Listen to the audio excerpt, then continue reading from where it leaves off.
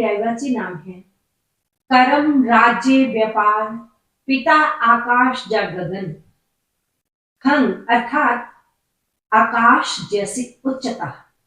इस भाव को मेशोरन या आज्ञा स्थान भी कहा जाता है। इस भाव को ज्ञान आस्पद वृतांत और व्योम भी कहा जाता है। इस भाव के अनेकों क्लासिफिकेशंस हैं। ये भाव केंद्र है, ये भाव कंटक भी है और यही भाव उपचे भाव है। उपचे भावों में चीजें या घटनाएं बढ़ती हैं, चाहे वो शुभ घटनाएं हो अथवा अशुभ घटनाएं हो। दशम भाव मध्यान्ह लगन अर्थात जेनिथ भी है। दशम भाव स्वामी को दशमेश या कर्मेश कहते हैं। इस भाव में राशियां पूर्ण बली होती हैं। इस भाव में मेष राशि, वृष राशि, सिंह राशि और धनु राशि के बाद वाला हिस्सा अर्थात उत्तरार्ध भाग और मकर राशि के पूर्व का हिस्सा अर्थात पूर्वार्ध भाग बलवान होते हैं। इस भाव के स्थिर कारक सूर्य ग्रह है, बुध ग्रह है, बृहस्पति ग्रह है तथा शनि ग्रह है। इस भाव में यदि उच्च या शुभ ग्रह हो तो शुभता रहती है और यदि नीच ग्रह हो तो जातक के जीवन में दुख संघर्ष अड़चने बढ़ जाती हैं। दशम भाव माता पिता के लिए मारक भाव है। यदि कुंडली के 10वें भाव में सूर्य हो तो इसका अर्थ है कि जातक का जन्म दोपहर अर्थात मध्याह्न में दोपहर 12 से लेकर 2 के बीच में हुआ होगा। कुंडली में सूर्य की स्थिति जानने का ये एक स्थूल तरीका है। कालपुरुष की कुंडली में मुख्यतः दोनों घुटने अर्थात नीस और मेरुदंड आपकी बैकबोन इसका विचार किया जाता है। यदि शनि खराब हो क्योंकि दशम राशि मकर राशि होती है और उसका स्वामी शनि हो, तो यदि दशम राशि स्वामी अर्थात शनि खराब हुए तो रीढ़ की हड्डी या पीठ का दर्द होगा। ऐसे में शनि के उपाय करें, किंतु ऑपरेशन या हॉस्पिटल जाने से पहले करना चाहिए। इस भाव की दिशा दक्षिण दिशा है। इस भाव से पिता के बारे में देखा जाता है, सास के बारे में, छोटे मामा और छोटी मौसी की संतान देखी जाती है। आपके कार्य क्षेत्र के जो अधिकारी या कर्मचारी हैं वो भी दशम भाव से देखे जाते हैं। इस भाव से गुरुजन या कुटुंब के वयोवृद्ध या आदरणीय लोग देखे जाते हैं। इस भाव से गोद लिया दत्तक पुत्र भी देखा जाता है। इस भाव से मुख्य विचारणीय विषय इस प्रकार है कि दशम भाव जो कि केंद्र भाव है और मुख्यतः ये कर्म भाव है। कर्म अर्थात कैसा व्यवसाय या काम करेंगे। दशम भाव से कर्म की प्रवृत्ति किस ढंग का आपका काम होगा, या आजीविका होगी या आजीविका संबंधी आपका रुझान कैसा है, ये भी दशम भाव से ही पता चलता है। जीवन निर्वाह अर्थात जीविका का साधन आपका क्या होगा, ये दशम भाव का विषय है। आप जानते हैं कि राशियां 3 प्रकार की होती हैं, चर राशि, स्थिर राशि और द्विस्वभाव राशि। यदि दशम भाव में चर राशियां कौन सी होती हैं? मेष, कर्क, तुला और मकर, ये चर राशियां हैं। यदि दशम भाव में चर राशि होगी तो जातक महत्वाकांक्षी होगा। और यदि दशम भाव में स्थिर राशि है, स्थिर राशियां होती हैं वृषभ, सिंह, वृश्चिक और कुंभ राशि। अगर 2, 5, 8 और 11 का अंक लिखा है तो समझिए कि उस भाव में स्थिर राशि है। जिसकी पत्रिका में स्थिर राशि होगी उस जातक के अंदर बहुत अधिक धैर्य होता है, स्थिरता होती है। और यदि दशम भाव में 2 स्वभाव की राशियां, तीसरी राशि अर्थात मिथुन राशि, छठी राशि अर्थात कन्या राशि, नवम राशि अर्थात धनु राशि और 12वीं राशि अर्थात मीन राशि हो, तो उस जातक के अंदर दूसरों का सहयोग करने और सेवा करने का भाव रहता है। दशम भाव कर्म तथा प्रयास में सफलता दर्शाता है, कार्य की सिद्धि, मान सम्मान दर्शाता है।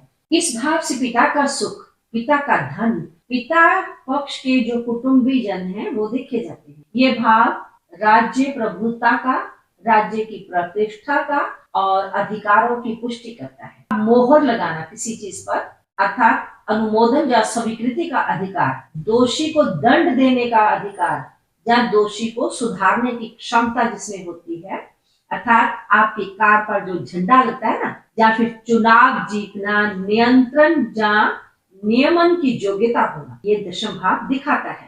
दशम भाव अनुशासन तथा आत्म नियंत्रण का भाव है।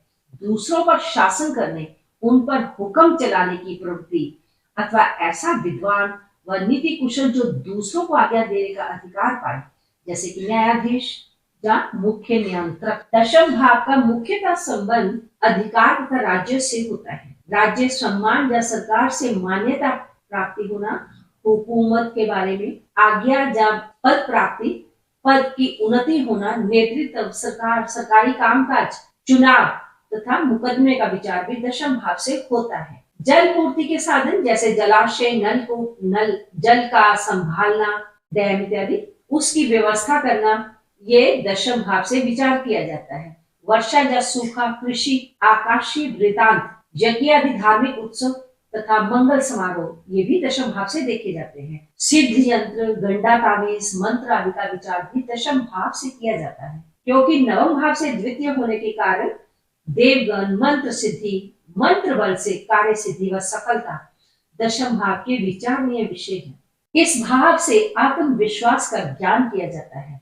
सदाचार, दुराचार, नैतिकता, वैराग्य आदि का विचार भी किया जाता है। व्यय भाव का संबंध नींद से होता है। व्यय भाव का ये लाभ भाव होने के कारण इस भाव से भी नींद का विचार किया जाता है। कुश्ती या एथलेटिक्स में दक्षता, चिकित्सा, औषधि, पढ़ाने की दक्षता, शिक्षा या प्रशिक्षण देने की कुशलता अर्थात विशिष्ट ज्ञान तथा दक्षता का विचार दशम भाव से किया जाता है। ऐश्वर्य, भोग, सुख सुविधाएं, संपन्नता, जश कीर्ति लाभ, सामाजिक स्थिति, सम्मानजनक जीवन शैली, स्वाभिमान व सुखी जीवन, धन को सुरक्षित रखना, कोषागार सुरक्षा, प्रतिष्ठा, मान सम्मान, श्रेष्ठतम स्वामित्व अर्थात मालिक होना, ये भी दशम भाव से विचारे जाते हैं। दशम भाव से संन्यास, पुण्य का बल विस्तार, धर्म का प्रचार प्रसार देखा जाता है। इस भाव से युवराज, घोड़े की सवारी, वाहन यात्रा, मार्ग,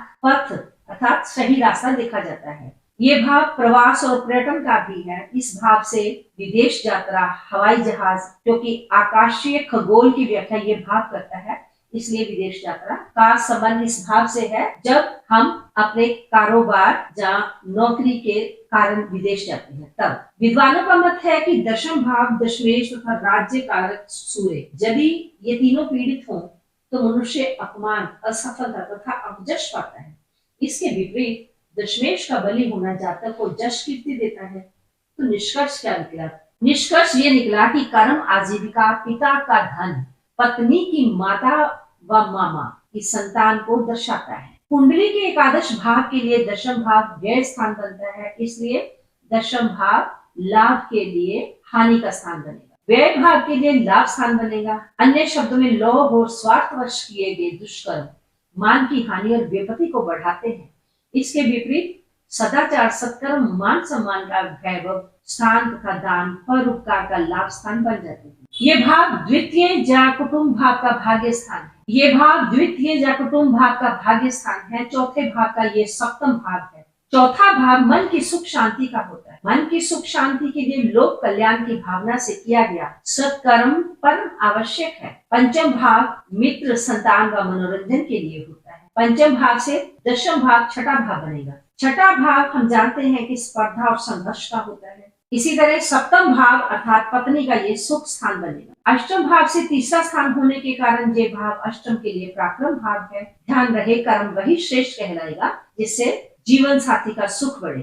कुछ विद्वान अष्टम भाव को वेद पुराण तथा संहिताओं के अध्ययन मनन का भाव भी मानते हैं। उस दशा में दशम भाव तो मानो कंप्यूटर नियंत्रित किसी रोबोट की भांति जैसा शुभ कर्म करेगा। कर्म भाव धर्म का धन है और कुटुंब है, ये बात भी स्वतः ही प्रमाणित हो जाती है। वीडियो के अंत तक बने रहने के लिए आपका धन्यवाद। आपको वीडियो कैसी लगी प्लीज कमेंट सेक्शन में जाकर कमेंट्स के माध्यम से फीडबैक अवश्य दें। चैनल पर पहली बार आए हैं तो चैनल को सब्सक्राइब करना ना भूलें। मिलती हूँ एक नई जानकारी के साथ, तब तक अपना ध्यान रखें, स्वस्थ रहें, मस्त रहें, सदा हंसते मुस्कुराते रहें। ओम नमः शिवाय।